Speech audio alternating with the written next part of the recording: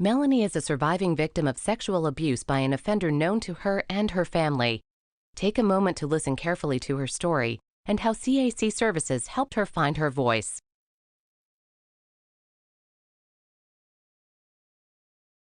When I was 12 years old, I was sexually assaulted in broad daylight at a New Hampshire elementary school by a 17-year-old distant relative of my best friend. We were 12 years old and we were hanging out at a local elementary school, and he said things to us like, "I'm teaching you how to be in a relationship someday, and you're not done yet." And those things really stuck with me for a really long time, especially during my adolescence, trying to figure out who I was beyond what had happened to me. And when we had gone through what we went through, it was kind of a warm spring day, but a cold reality. He had groomed us beforehand.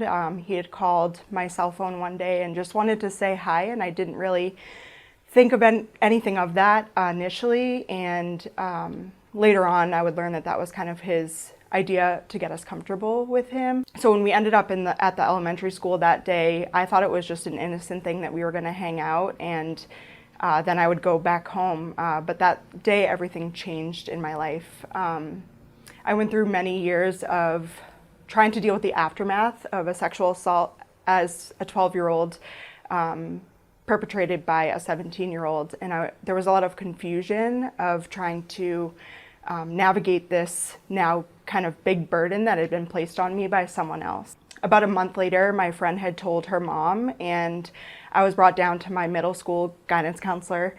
She had said that she had been told that something happened to my friend and I, and that we were going to be going to this place to talk about it. And within a couple days, I was at the Child Advocacy Center of Rockingham County in New Hampshire, and I walked in the doors that day terrified.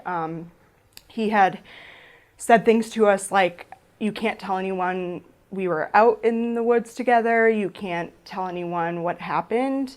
I live close, I'll find you." All these different things that instilled a fear in me as a 12-year-old girl. I had no idea if his threats were real, if they were something that he was actually going to be capable of carrying out, since he was capable of doing what he did to both of us. The sexual assault itself made a huge impact on my mind, my body. I felt completely out of control of what was happening. I remember during the assault, I was staring up at trees, and trees became my solace during that time. In 2004, we went to the Child Advocacy Center, and I found my voice that day. I was able to, for the first time, put a voice to what happened, and that person that met me that day was a forensic interviewer, and she's still a huge part of my life today.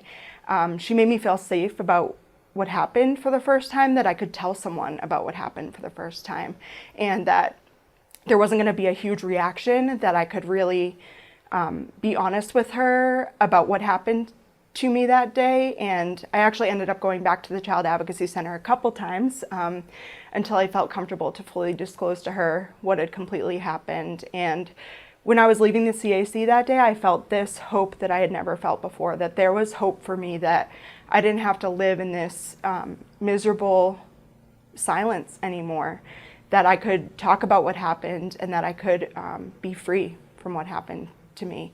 And the Child Advocacy Center gave me that and so much more. I was able to get a team of people that really cared about my journey. And so the Child Advocacy Center gave me my voice, and I was able to kind of go through that process. Our case did go to trial, and because I found my voice at the Child Advocacy Center, I was able to give a victim impact statement when my case went to trial when I was 14. And each time that I found my voice, I just felt like I was able to breathe again, that I was able to put a face and voice on something that I swore I'd keep a secret forever.